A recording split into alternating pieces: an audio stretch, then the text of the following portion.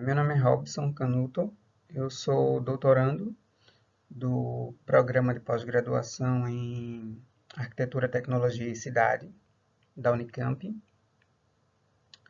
e onde desenvolvo tese de doutorado sobre a otimização evolutiva de formas urbanas para mitigação de ilhas de calor, sob a orientação da professora Gabriela Celani. Eu vou pedir apenas licença a vocês para, a partir de agora, desligar a minha câmera para que vocês tenham uma visualização integral do conteúdo dos slides. Do contrário, seria dificultoso aqui continuar.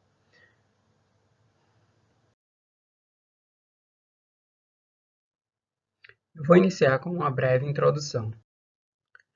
Basicamente sobre o processo acelerado de urbanização e seus impactos no ecossistema urbano. Atualmente, sabe-se que mais de 50% da população mundial vive em áreas urbanas e estima-se que esse número crescerá nas próximas décadas.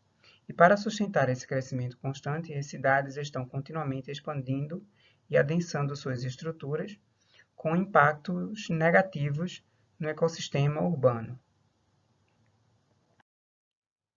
Um dos mais significativos impactos decorrentes do processo de urbanização é, sem dúvida, o aumento da temperatura urbana, sobretudo quando comparado às temperaturas em áreas rurais. Esse fenômeno é conhecido como ilha urbana de calor. As ilhas de calor urbanas são um excesso artificial de calor na cidade, comparado com o interior. Este fenômeno foi provado pioneiramente por Luke Howard quando desenvolvia estudos sobre o clima urbano na Inglaterra em 1833. Porém, esse termo foi cunhado em 1947 por Bakken e Pye. As ilhas de calor urbanas tornaram-se, a partir daí, um fenômeno amplamente investigado na literatura. E hoje em dia, alguns dos autores mais reconhecidos nesse campo são o Oakey e o Stewart, que têm desenvolvido estudos emblemáticos nesse campo. Embora a literatura diferencie alguns tipos de ilha de calor, o nosso estudo se concentra essencialmente na ilha de calor da camada ao nível das coberturas urbanas, que é definida na literatura como Urban Canopy Layer. A partir de agora, eu vou discorrer sobre o problema de pesquisa, as questões e hipóteses formuladas. Um dos principais fatores causadores da formação de ilhas de calor urbanas é, sem dúvida, a redução da paisagem natural. Superfícies duras e secas em áreas urbanas, como telhados, calçadas, estradas, edifícios e estacionamentos, promovem menos sombra e umidade que as paisagens naturais, contribuindo com o aumento das temperaturas do meio urbano. Como se pode perceber nesta imagem de temperatura da superfície urbana da cidade de Nova York, a temperatura é baixa precisamente onde a vegetação é densa. Ao contrário, a temperatura é maior onde a vegetação é esparsa, ou seja, onde foi suprimida pelo processo de urbanização constante. Outro aspecto determinante na formação e intensidade de ilhas de calor urbanas é a própria materialidade da cidade e as propriedades dos materiais. Materiais convencionais feitos pelo homem, como asfalto e telhados, tendem a refletir menos energia solar, absorvendo o calor e emitindo mais calor do sol comparado a coberturas vegetadas, árvores e outras superfícies verdes.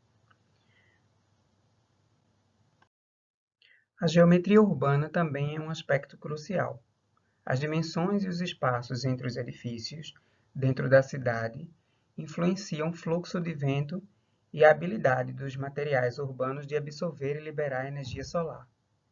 Em áreas urbanas densas e desenvolvidas, as superfícies e estruturas obstruídas pelos edifícios tornam-se grandes massas térmicas que não conseguem liberar energia rapidamente.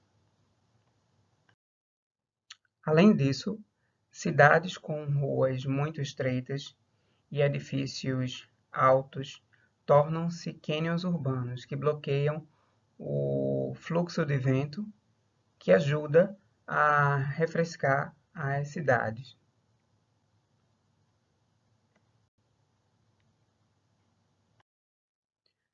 Um dos exemplos desses cânions urbanos são as ruas da ilha de Manhattan, onde os edifícios altos acabam por gerar uma estrutura que retém o calor durante o dia. Muitas vezes, o próprio tempo e a geografia podem contribuir para o aumento das temperaturas no meio urbano. Por exemplo, condições climáticas calmas e claras resultam em ilhas de calor mais severas. Além disso, características geográficas, como montanhas próximas ou ao redor de cidades, podem obstruir o fluxo de vento e deslocar essa massa de ar por sobre a cidade, causando também aumentos das temperaturas no meio urbano. Mas um dos aspectos mais importantes é o calor antropogênico, que é o calor gerado pelas próprias atividades humanas. Veículos, unidades de ar-condicionado, edifícios, indústrias emitem calor dentro do ambiente urbano também. Essas fontes de calor geradas pelo homem, chamadas de fontes antropogênicas, podem contribuir para aumentar significativamente as ilhas de calor urbanas. Como consequência das ilhas de calor urbanas, observa-se o aumento do consumo energético nas cidades, a elevada emissão de poluentes e gases do efeito estufa, o comprometimento da qualidade da água, além e, sobretudo, o comprometimento da saúde humana e do conforto. Um exemplo do impacto negativo sobre a saúde humana é precisamente a quantidade de mortes causada por ondas de calor que se observa, por exemplo, nos Estados Unidos, onde a média anual de mortes causadas por esse tipo de evento é de cerca de 1.000 vítimas.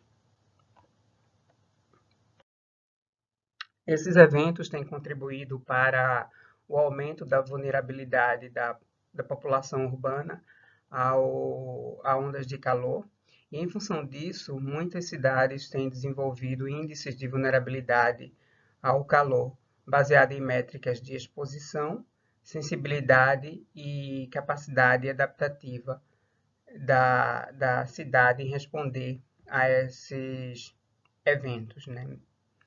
Como a cidade de Denver, por exemplo, que construiu toda uma estrutura e mapeou as áreas mais vulneráveis da cidade para estabelecer, a partir disso, políticas mitigatórias. Como estratégias de mitigação, a literatura demonstra que o aumento da arborização e da cobertura vegetal no meio urbano reduz as temperaturas da superfície e do ar.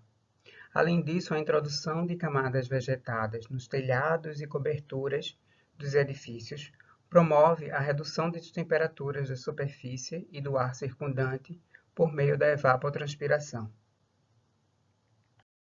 Além disso, o uso de telhados frios e asfaltos frios com materiais que refletem a luz do sol e o calor durante o dia contribuem para reduzir as temperaturas tanto da superfície do material como também do ar circundante. Mas acreditamos que a mais efetiva estratégia de mitigação advém do próprio planejamento urbano, do crescimento, do planejamento e do projeto inteligente. Embora seja um fenômeno amplamente investigado na literatura, o papel dos diferentes tipos de formas urbanas na intensidade de ilha do calor ainda não foi completamente investigado. Além disso, a mitigação através do planejamento e do desenho urbanos ainda é limitada, o que pode ser superado por meio da computação, em particular do planejamento urbano computacional. Assim colocam-se duas questões que esse trabalho visa compreender: como diferentes formas urbanas contribuem para maximizar ou minimizar a intensidade de ilha de calor. E a segunda questão é como a computação, e em particular o planejamento computacional, pode auxiliar na mitigação de ilhas de calor. Entendemos que as respostas às questões postas por este trabalho e também a mitigação por meio do desenho urbano pode ser equacionada por meio de novas tecnologias, de novas técnicas de planejamento urbano computacional. Deste modo, este trabalho tem três objetivos. Primeiro, compreender o papel de diferentes formas urbanas na intensidade de ilha de calor, propor um fluxo de trabalho para uma efetiva introdução das simulações de ilha de calor no processo de desenho urbano e desenvolver um sistema de apoio à tomada de decisão para o planejamento orientado à mitigação de ilhas de calor urbanas. A metodologia do trabalho está fundamentada basicamente em dois modelos que, por fim, constituem também duas ferramentas e em uma abordagem. Primeiramente, a metodologia para a modelagem climática das ilhas de calor está fundamentada no Urban Weather Generator, que é uma ferramenta desenvolvida por Bruno Bueno no MIT, para simular condições microclimáticas de localidades urbanas específicas.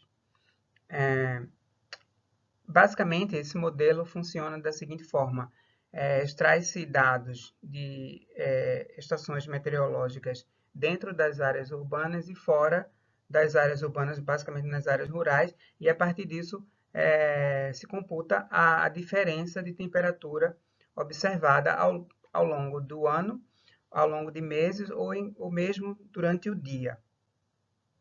Como eu falei, essa ferramenta foi desenvolvida pelo Bruno Bueno em sua tese de doutorado. Posteriormente, ela foi sucessivamente aprimorada com a introdução de uma interface e também da introdução da vegetação, que inicialmente não tinha seu impacto computado, e hoje constitui um modelo validado para muitas cidades e uma base consistente para a modelagem de ilha de calor.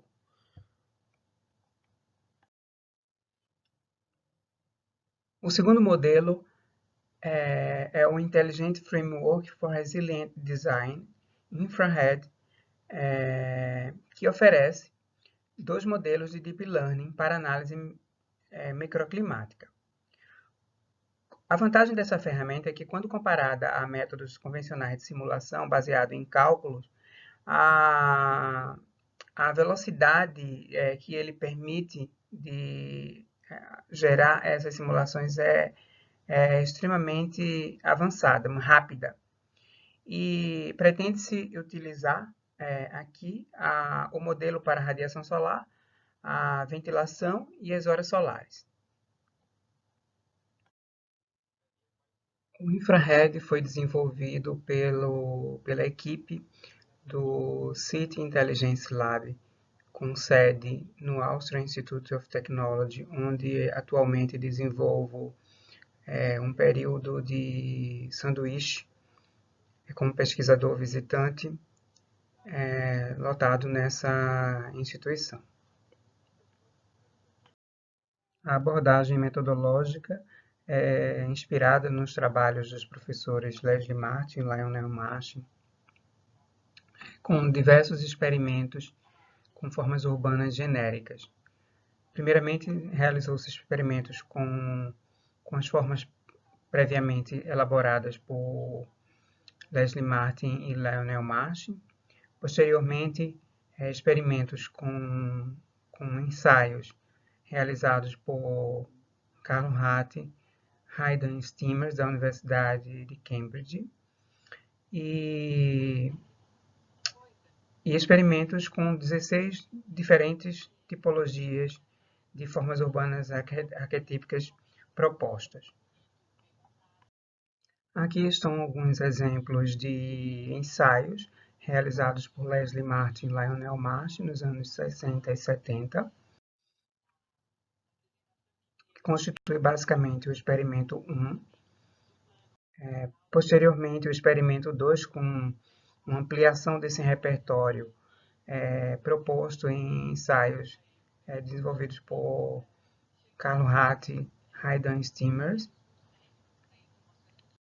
E, por fim, experimentos com 16 formas arquetípicas propostas para um ensaio que estamos desenvolvendo nessa tese. A partir daí, nós procedemos com as análises que serão mostradas a partir de agora. Primeiramente, as modelagens do experimento 1. Configuramos o modelo para aferir as médias de temperatura anualmente, bem como as máximas diurna e noturna, e também as máximas durante o inverno e no verão. E sempre obtendo a diferença entre as de temperatura entre o meio urbano e o rural, como vocês podem observar nessas imagens. Aqui temos os resultados para a Viena.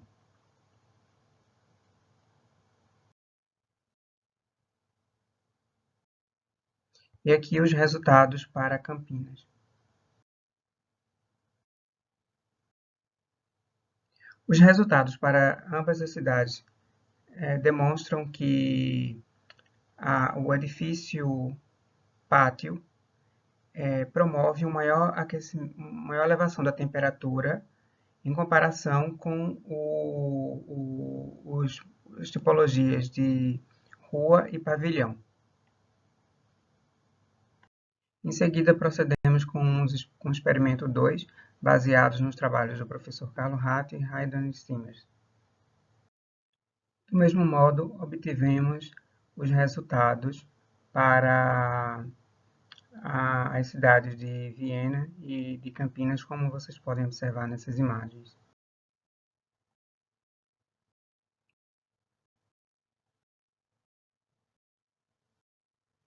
O mesmo procedimento de modelagem de ilha de calor urbana foi aplicado ao terceiro experimento, com base em 16 novas tipologias. Estas imagens mostram os resultados da modelagem de ilha de calor para as 16 tipologias.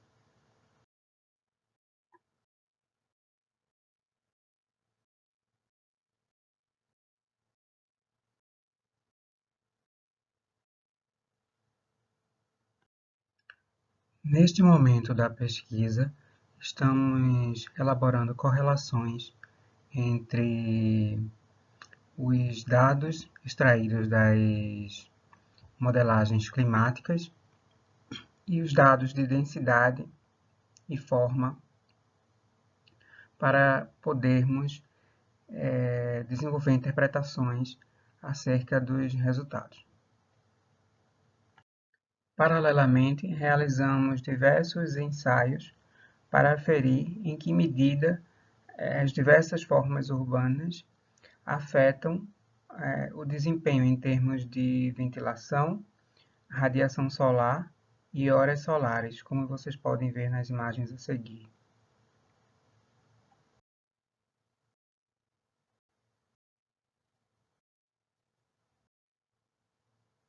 Tendo em vista que os primeiros resultados demonstram que diferentes formas urbanas contribuem para aumentar ou diminuir a intensidade de ilhas de calor urbanas, nós propomos um fluxo de trabalho para o desenho urbano, no sentido de mitigar efeitos de ilha de calor desde o início do projeto.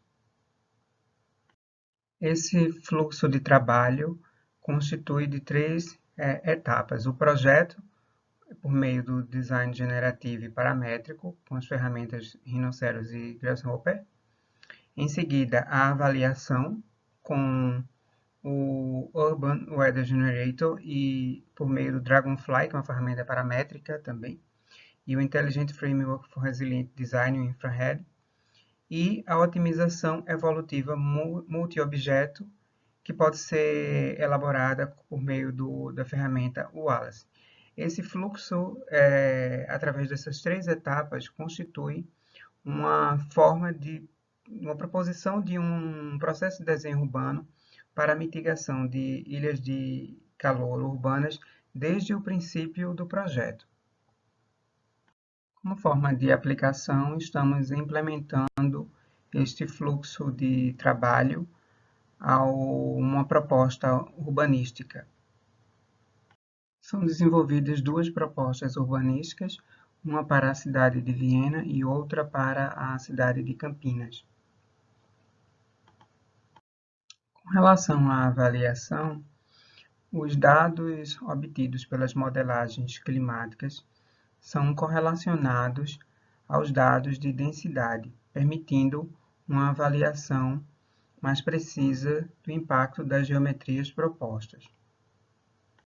A partir daí, estabelecemos como critérios para a otimização das formas urbanas métricas baseadas nas Local Climate Zones definidas por Oak e Stewart. Definimos como critérios para a otimização menores frações de superfícies construídas na quadra, maiores densidades construtivas, menores alturas médias dos edifícios e menores proporções dos cânions urbanos. Observamos que, após a otimização, a temperatura média anual é significativamente alterada. Os valores são diminuídos, com um grande potencial de aplicação nos projetos urbanos.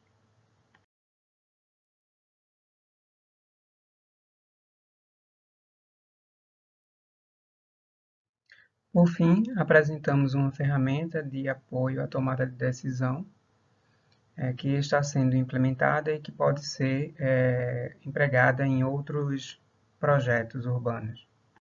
Por meio desta interface, será possível estabelecer o mesmo fluxo de projeto proposto, compreendendo o projeto, a avaliação e a otimização. No projeto, será possível estabelecer parâmetros, alterar parâmetros de design.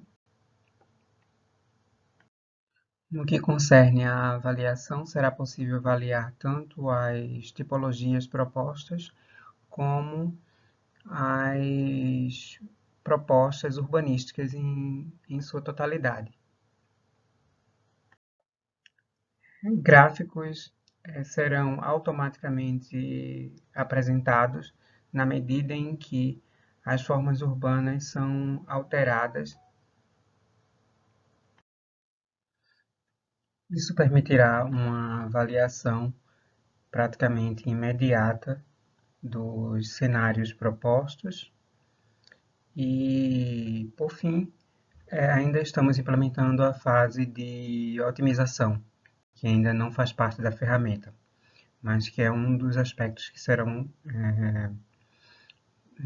desenvolvidos nas próximas etapas. Agradecemos ao Austrian Institute of Technology, ao City Intelligence Lab, pela receptividade e também a CAPES pelo apoio financeiro.